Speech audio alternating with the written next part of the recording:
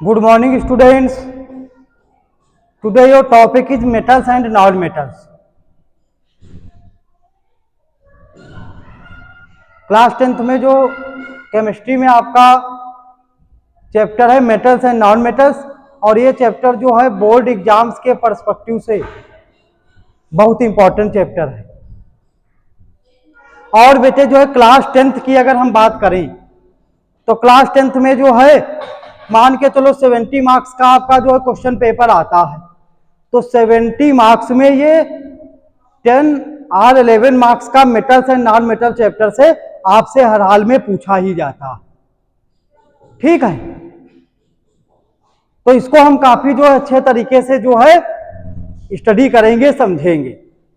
कल हमने आपको बता दिया था, डेफिनेशन बता दी थी, प्रॉपर्टीज बता दिया था मेटल्स की।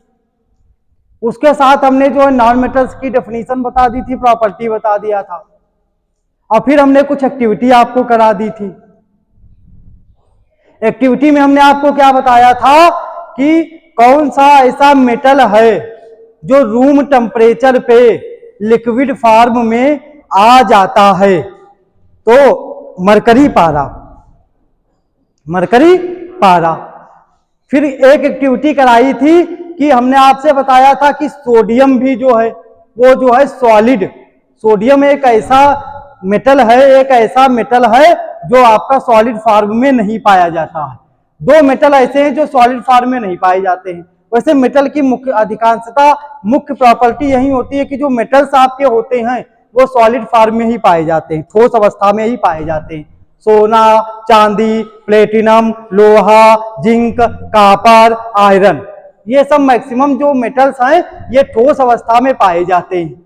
लेकिन हम कुछ मेटल ऐसे भी हैं जो मेटल होते हुए भी जो है सॉलिड फॉर्म में नहीं रह पाते हैं।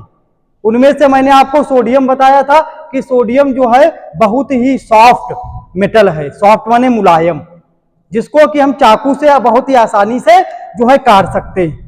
बताया था हमने, नहीं बताया था? सोडियम इतना सॉफ्ट मेटल है बच्चों कि जिसको हम आसानी से चाकू से काट सकते हैं।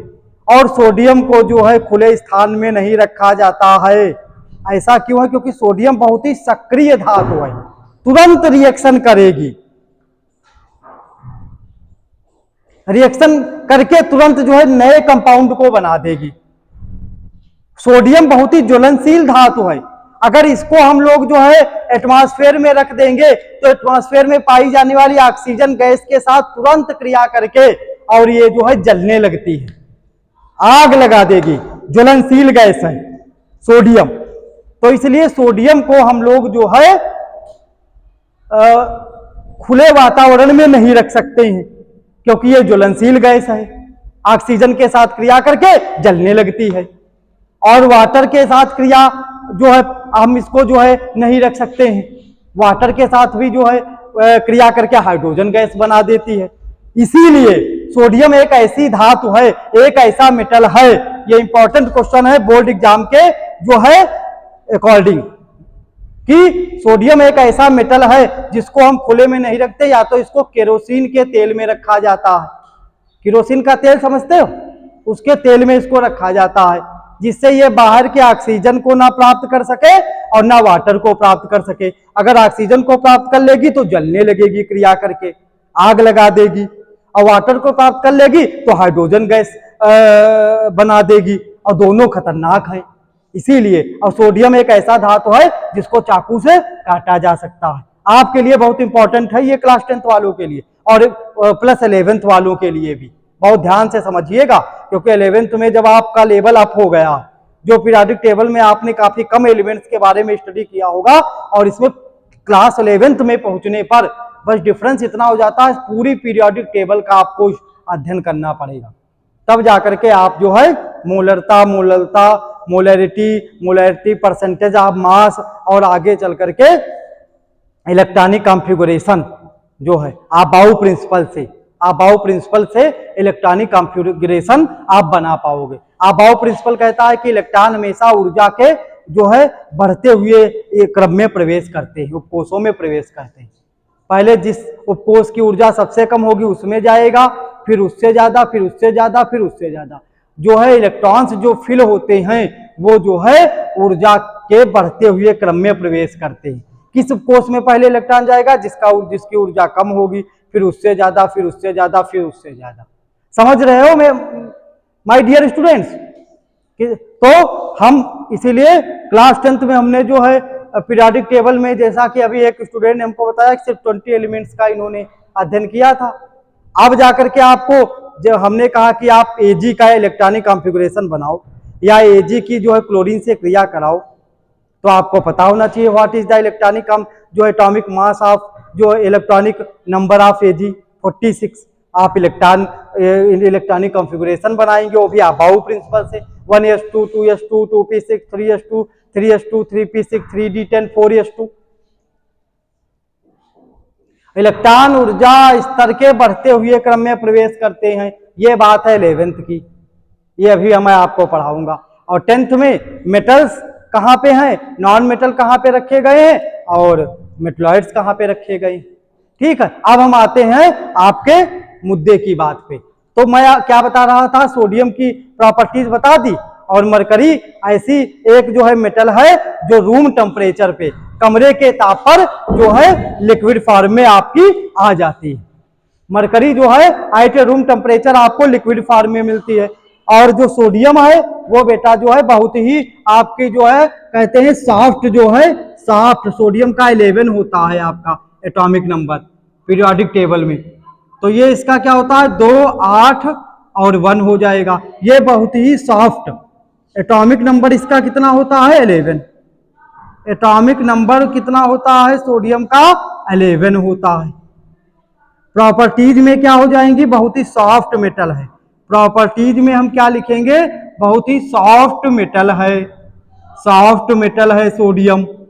और क्या लिखेंगे, ये बहुत ही क्रियाशील धातु है, क्रियाशील धातु है, इसीलिए इसको वह जो है ऑक्सीजन के साथ क्रियाशील धातु है। आप खुले वातावरण में नहीं रखते हैं, ऑक्सीजन के साथ क्रिया कर लेती है और जो है पानी के साथ क्रिया कर लेती है। पानी के साथ क्रिया करके क्या बना देती है, हाइड्रोजन गैस, और ऑक्सीजन के साथ क्रिया करके जल उठती है। समझ गए नहीं समझे इतना, किसी को कोई दिक्कत? हाँ ठीक, ये आपकी धातु की प्रॉपर्टीज हो गई जाकर के मेटल्स की। मेटल्स जो है चमकदार होती हैं। बहुत सारी धातुएं ऐसी हैं जो अक्रिय भी हैं, जो क्रिया नहीं करती हैं। जैसे Au हो गया सोना, सोना जो है अक्रिय धातु है, जो है क्रियाशील नहीं है। Au का जो एटॉमिक नंबर होता है वो 79 होता है। आपका जो प्लेटिनम धातु हो गई, जो कि जो है क्रियाशील नहीं है। सिल्वर क्रियाशील है, Ag सिल्वर धातु। और ये इनके जो है चमकदार होती हैं ये धातुएं, इनमें चमक होती है जो है। सोना भाई चमकदार नहीं होगा तो कौन खरीदेगा, और इनको प्राप्त कर ये आसानी से प्राप्त नहीं होती हैं। सोना और चांदी धातुएं आसानी से मिल जाती हैं। अगर आसानी से मिल जाती तो इतनी जो है कॉस्टली जो है, ये सोना खरीदने जाओ कितना कॉस्टली है, चांदी खरीदने जाओ कितना कॉस्टली है। तो क्या ये आसानी से प्राप्त होती है? नहीं, आसानी से हमको नहीं प्राप्त हो पाती। तो ये मेटल्स की जो है कुछ, और मेटल्स के अंदर जो है टेंडेंसी होती है, प्रवृत्ति होती है इलेक्ट्रॉन त्यागने की। जितने भी मेटल हैं, धातुएं हैं, वो सभी इलेक्ट्रॉन देती हैं। इलेक्ट्रॉन देने के कारण इनके ऊपर इलेक्ट्रॉनों की कमी आ जाती है, और जो इलेक्ट्रॉन लेता है धातुएं, उनके ऊपर इलेक्ट्रॉनों की अधिकता होती है।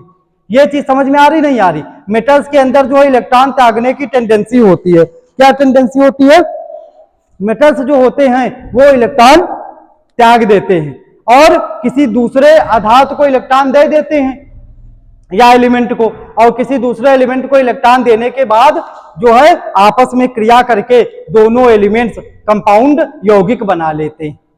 क्या बनाते हैं? कंपाउंड, नए कंपाउंड का निर्माण करते हैं। जैसे सोडियम जो है वो क्लोरीन को एक इलेक्ट्रॉन देगा और क्या बना देगा, सोडियम क्लोराइड। ये जो सोडियम है, क्लोरीन का एटॉमिक नंबर कितना होता है 17, तो 287।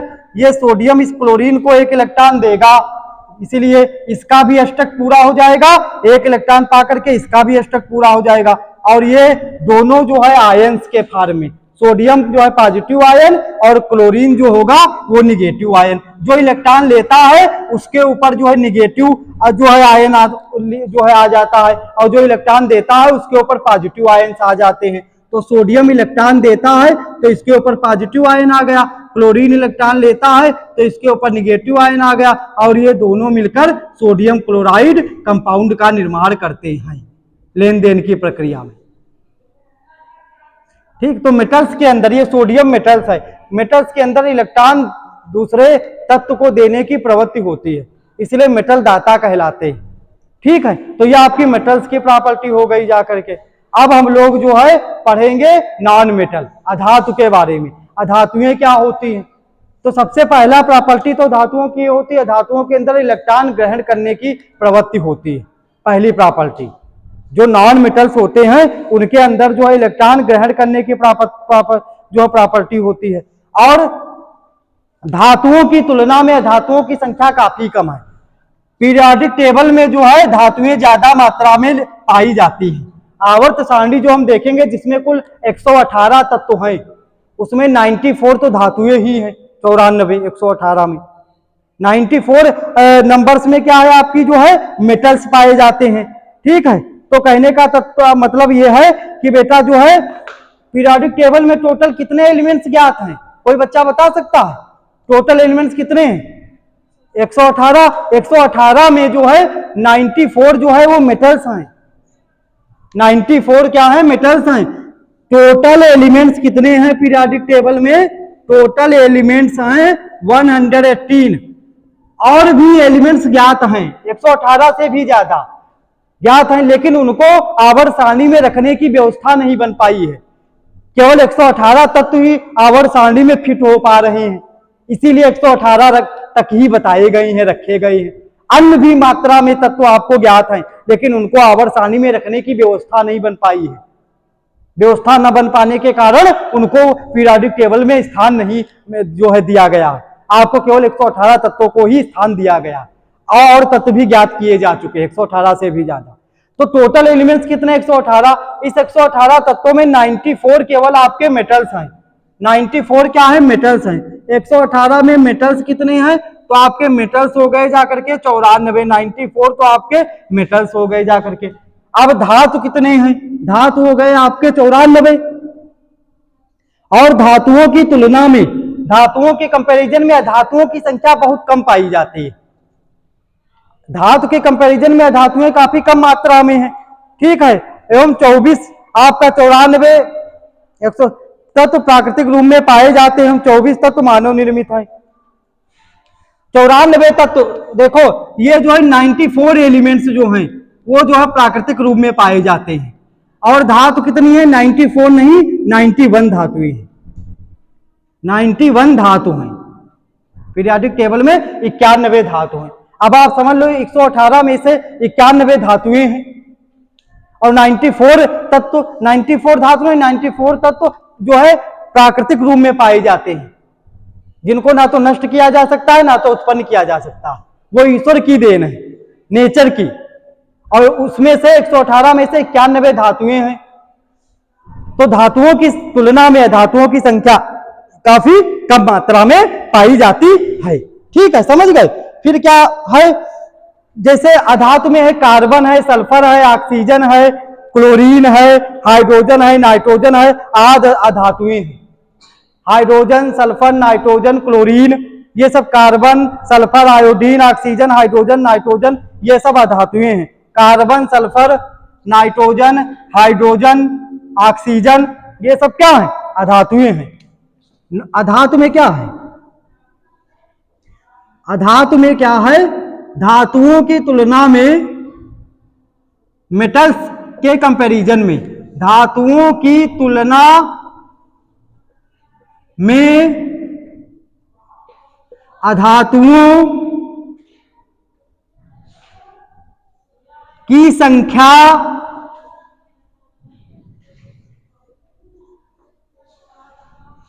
बहुत कम है।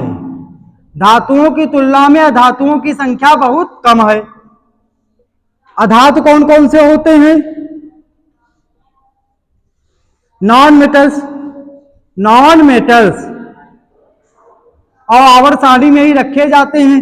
जैसे है आपका सल्फर, ऑक्सीजन, क्लोरीन, आयोडीन, ठीक है, नाइट्रोजन, ये सब क्या है आपके अधातुएं कहलाती हैं। हाइड्रोजन, ये सब क्या है बच्चे, ये सब अधातुएं हैं। और अधातुओं की प्रवृत्ति धातुओं के बिल्कुल उल्टा होती है। धातुएं इलेक्ट्रॉन त्यागने की प्रवृत्ति रखती हैं और अधातुएं जो हैं वो इलेक्ट्रॉन ग्रहण करने की प्रवृत्ति रखती है, बिल्कुल अपोजिट। ठीक है, समझ गए इतना। अब जैसे हमने उसमें बताया था कि जो है वैसे तो धातुएं जो हैं, धातुएं जो है ठोस अवस्था में पाई जाती हैं, धातु की बात हम करें, लेकिन दो धातुएं ऐसी हैं जो द्रव अवस्था में पाई जाती हैं। जैसे मरकरी पारा, पारा जो है वो आपका कमरे के ताप पर द्रव अवस्था में पाई जाती है। अगर रूम टेम्परेचर पे ले जाओगे तो वो जो है लिक्विड फॉर्म में आ जाएगी। उसी तरीके से अधातु की बात करें तो ब्रोमीन, शिवांकी बेटा, ब्रोमीन एक ऐसी अधातु है जो कि आपकी जो है द्रव अवस्था में पाई जाती है। बिहार समझ गई। अधातु में हमने कहा था इनके अंदर इलेक्ट्रॉन जो है ग्रहण करने की प्रवृत्ति होती है। जैसे वहां पे सोडियम इलेक्ट्रॉन दिया था तो Na आयन बना था, और अधातु हम पढ़ रहे हैं तो अधातु में क्या होगा, क्लोरीन इलेक्ट्रॉन ग्रहण करेगा तो क्या बनेगा, Cl आयन। यह है आपका क्लोरीन, इसने एक इलेक्ट्रॉन लिया और इसीलिए इसके ऊपर बन जाएगा Cl माइनस आयन। इसने क्या किया, इलेक्ट्रॉन ग्रहण किया, तो इलेक्ट्रॉन ग्रहण किया तो आप इधर ले लो, अगर देता तो आप उधर ले जाते। क्लोरीन ने एक इलेक्ट्रॉन लिया तो इसके ऊपर माइनस ई आ गया, -1 आ गया। किससे लिया, धातु से लिया। किससे लिया, सोडियम ने इलेक्ट्रॉन एक त्यागा तो इसके ऊपर क्या बन जाएगा, सोडियम ने एक इलेक्ट्रॉन त्यागा तो इसके ऊपर क्या बन जाएगा, प्लस आयन। और जो है इसने एक इलेक्ट्रॉन लिया तो इसके ऊपर माइनस आयन होगा, क्योंकि धातुओं के अंदर इलेक्ट्रॉन ग्रहण करने की प्रवृत्ति होती है। अधातुओं के अंदर इलेक्ट्रॉन ग्रहण करने की प्रवृत्ति होती है, टेंडेंसी होती है, और धातुओं के अंदर इलेक्ट्रॉन जो है देने की प्रवृत्ति होती है। तो सोडियम, इसका एटॉमिक नंबर है 11 और इसका एटॉमिक नंबर है 17। तो सोडियम का इलेक्ट्रॉनिक कॉन्फ़िगरेशन क्या होगा, 281, और क्लोरीन का क्या होगा, 287। और ये अष्टक पूरा करके जो है निष्क्रिय अक्रिय गैस बनना चाहेंगे, अक्रिय, तो एक इलेक्ट्रॉन ये इसको दे देगा, तो ये जब दिया तो इसीलिए इसके ऊपर प्लस आयन आ गया, ये दाता कहलाएगा, ये कहलाएगा दाता, और ये कहलाएगा ग्राही। इसीलिए इसके ऊपर प्लस आयन आएगा, इसके ऊपर माइनस आयन आएगा, ये बता रहा है। तो धातुओं के अंदर इलेक्ट्रॉन जो है देने की प्रवृत्ति होती है, क्योंकि बड़े आदमी जो देता है वही तो बड़ा आदमी कहलाएगा। अब जिसके पास कुछ है ही नहीं वो देगा क्या। और क्लोरीन जो है वो बेचारे कमी होती है उनके पास, इसलिए वो सोडियम से एक इलेक्ट्रॉन मांग करके अपना अष्टक पूरा करके वो भी फ्री हो जाते।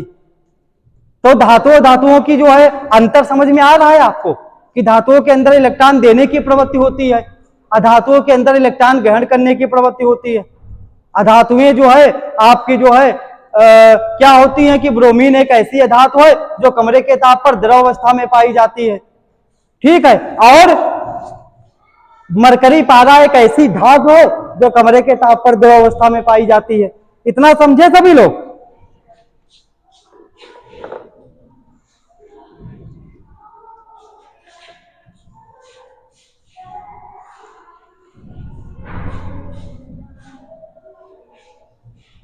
ठीक है।